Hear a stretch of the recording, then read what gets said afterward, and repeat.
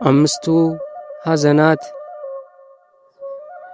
ልመኗ ክብሯ በእኛ ለዘላለሙ በእውነት ይደርብንና አምላክን የወለደች በድንጋሌ ሥጋ በድንጋሌ ነፍስ የጸናች የክብርት እመቤታችን ያደረገችው ተአምሯ ይህ ነው።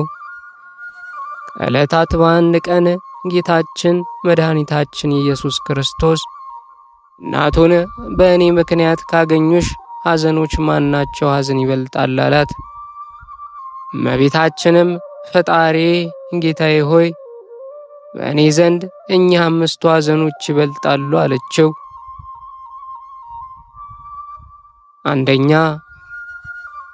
ከአምስቱ አንዱ አይሁድ እንዲገድሎ በቤተ መቅደስ ስምዖን ትንቢት በተናገረ ጊዜ ነው።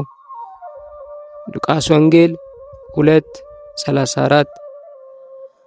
ሁለተኛውም 3 ቀን በቤተ መቅደስ ፈልጌ ባጣሁ ጊዜ ነው።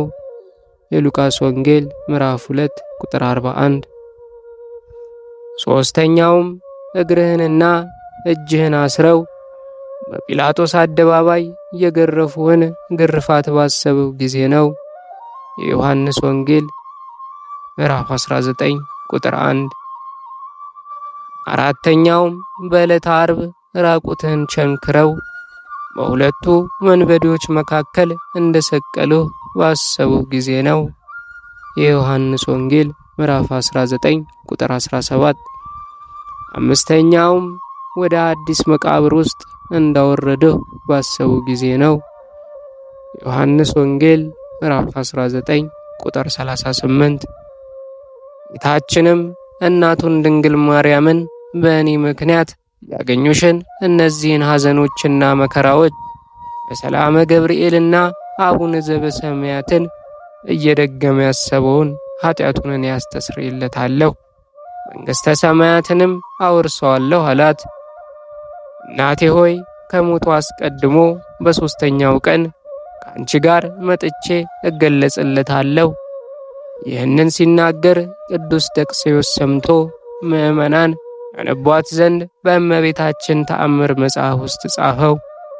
ልመኗ ክብሯ የልጇ ቸርነት በእኛ ለዘላለም በእውነት ይደርብን።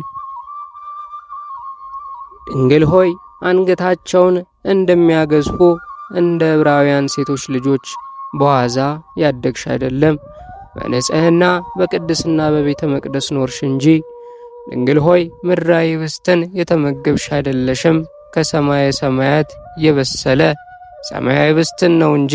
ድንግል ሆይ ምድራዊ መጠጥን የጠጣሽ አይደለሽም፣ ከሰማየ ሰማያት የተቀዳ ሰማያዊ መጠጥን ነው እንጂ። ድንግል ሆይ ከአንቺ አስቀድሞ ከአንቺም በኋላ እንዳሉ ሴቶች እድፍን የምታውቂ አይደለሽም፣ በንጽሕና በቅድስና ያጌጥሽ ነሽ እንጂ።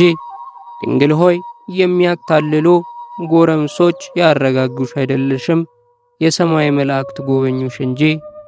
እንደተነገረ ካህናትና የካህናት አለቆች አመሰገኑሽ እንጂ።